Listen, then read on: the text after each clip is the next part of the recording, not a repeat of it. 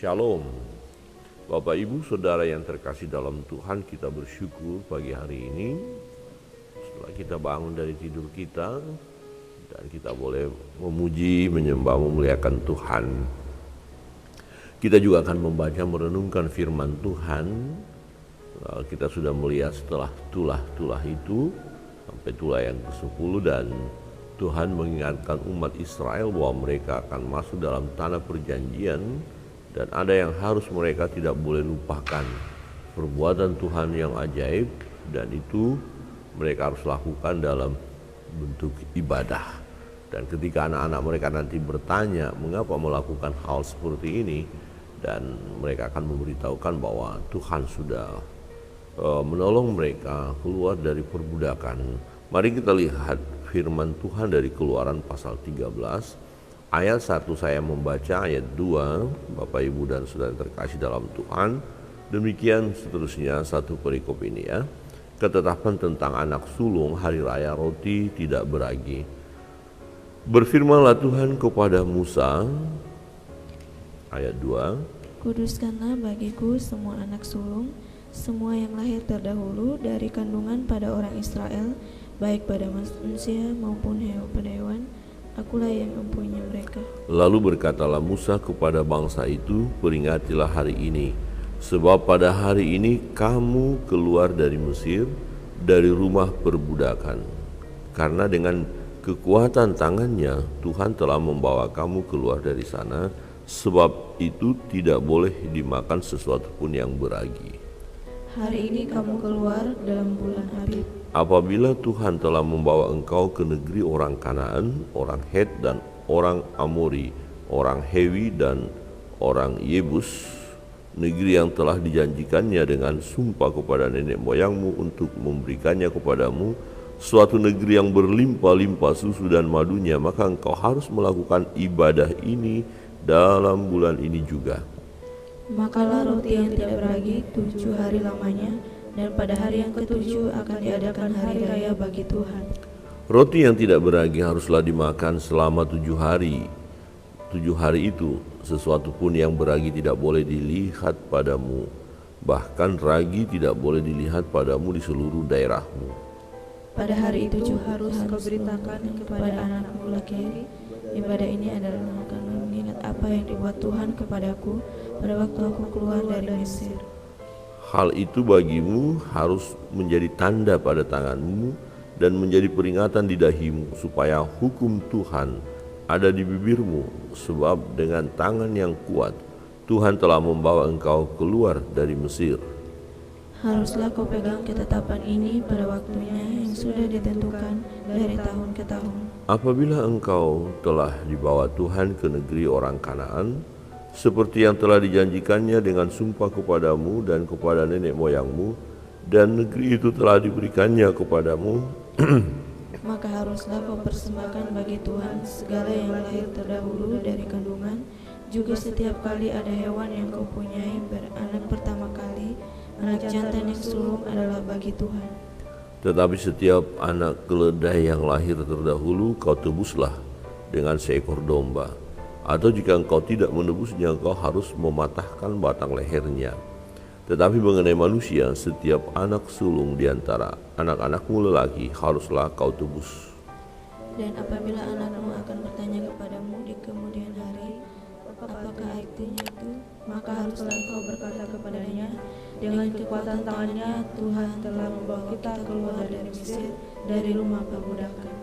Sebab ketika Firaun dengan tegar menolak untuk membiarkan kita pergi, maka Tuhan membunuh semua anak sulung di tanah Mesir, dari anak sulung manusia sampai anak sulung hewan. Itulah sebabnya maka aku biasa mempersembahkan kepada Tuhan segala binatang jantan yang lahir terdahulu dari kandungan, sedang semua anak sulung di antara anak-anakku lelaki ku tebus.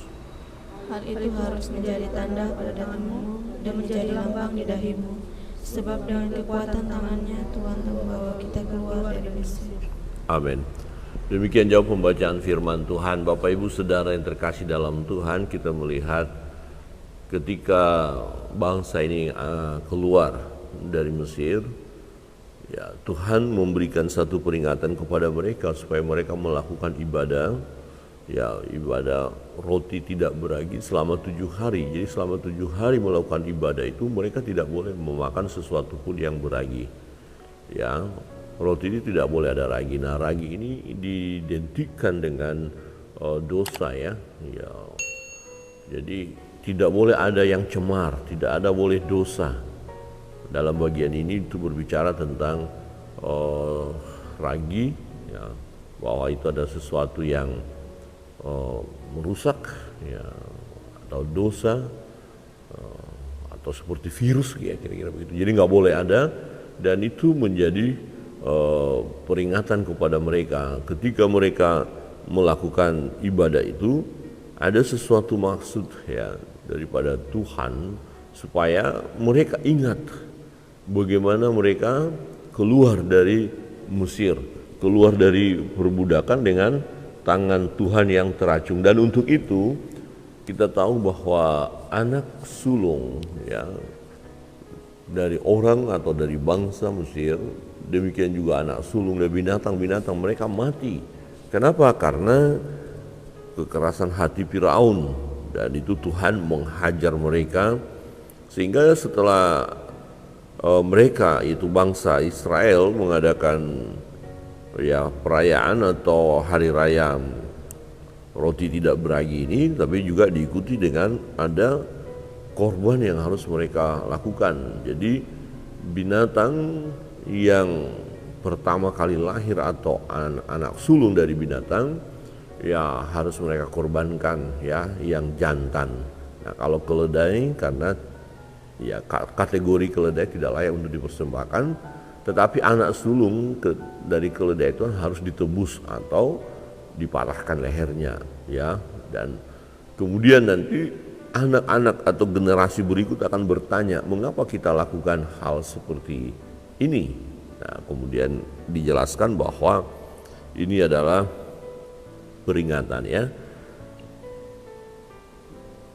Di ayat 2 berkata, kuduskanlah bagiku semua anak sulung, semua yang lahir terdahulu dari kandungan pada orang Israel, baik pada manusia maupun pada hewan. Akulah yang empunya mereka.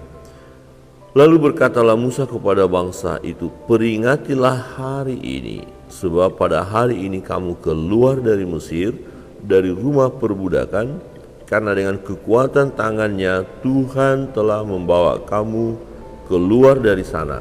Sebab itu tidak boleh dimakan sesuatu pun yang beragi. Ya, hari ini kamu keluar dalam bulan Abib, apabila Tuhan telah membawa engkau ke negeri orang Kanaan, orang Het, orang Amori, orang Hewi, dan orang Yebus, negeri yang telah dijanjikannya dengan sumpah kepada nenek moyangmu untuk memberikannya kepadamu suatu negeri yang berlimpah-limpah susu dan madunya. Maka engkau harus melakukan ibadah ini dalam bulan ini juga. Jadi ini harus mereka peringati tiap-tiap tahun.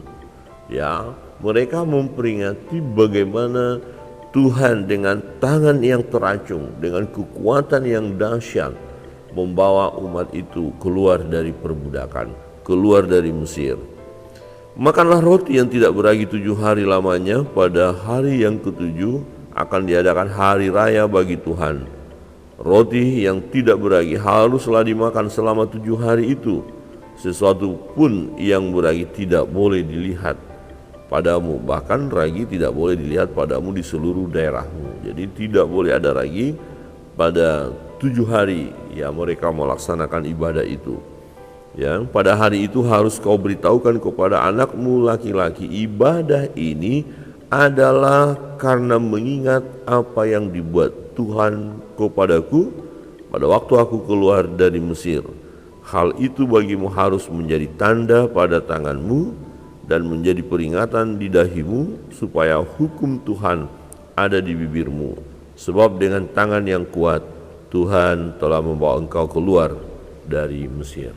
Saudara yang terkasih dalam Tuhan, apa yang telah Tuhan lakukan di dalam kehidupan mereka, secara khusus ini adalah karya yang terbesar boleh dikatakan ya, karena keadaan umat pada waktu itu dalam kesesakan, dalam penderitaan yang dahsyat. Maka dikatakan Tuhan mendengar erangan mereka, teriakan mereka kepada Tuhan. Bagaimana penindasan itu sangat-sangat dahsyat. Jadi ini pekerjaan Tuhan yang luar biasa, ya. Karena tidak mudah Firaun untuk melepaskan begitu saja umat itu.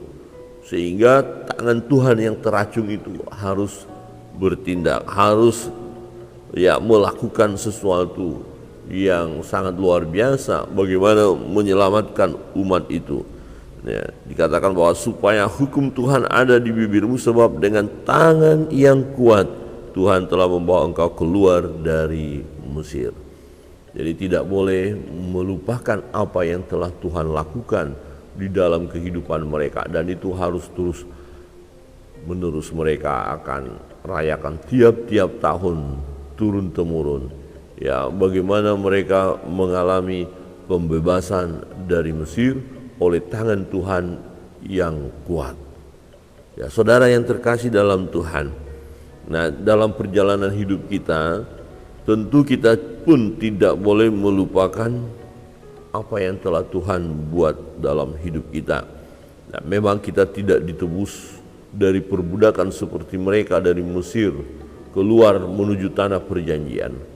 Tetapi ini merupakan tipologi bagaimana kita dahulu hidup kita dalam perbudakan dosa, tetapi kemudian kita dikeluarkan oleh Tuhan dari perbudakan dosa, dengan kata lain dimerdekakan melalui kematian Yesus Kristus di kayu salib.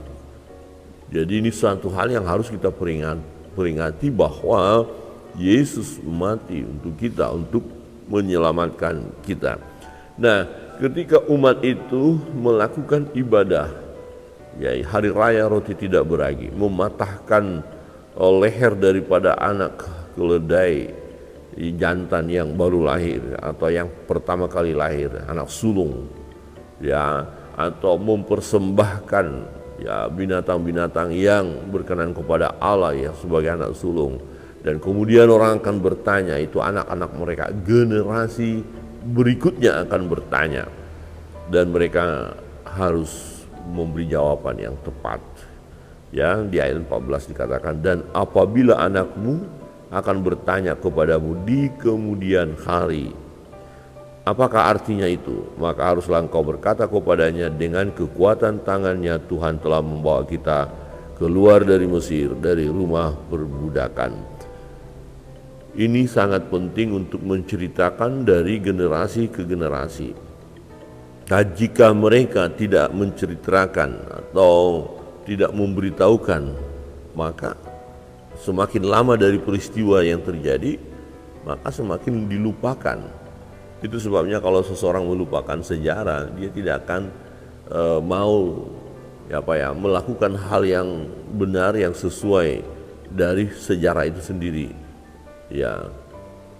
Jadi waktu mereka keluar dari perbudakan itu rasa senang, rasa sukacita, menyembah Tuhan luar biasa, kan baru keluar dari perbudakan itu.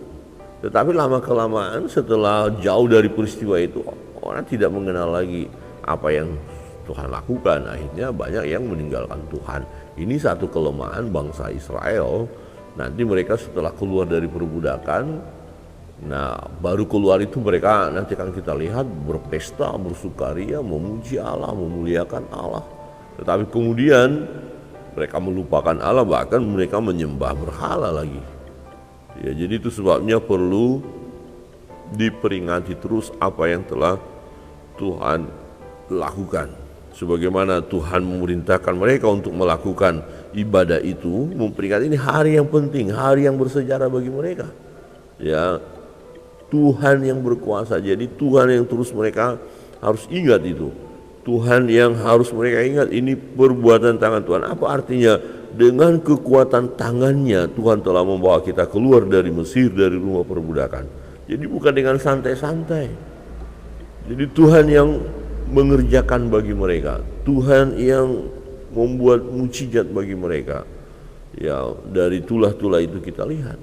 Dan itu juga yang terjadi ketika mereka dalam perjalanan itu Tuhan tidak melepaskan mereka begitu saja. Kalau kita lihat ayat 21 berkata begini, ya, mulai ayat 20. Demikianlah mereka berangkat dari Sukot dan berkemah di Etam di tepi padang gurun.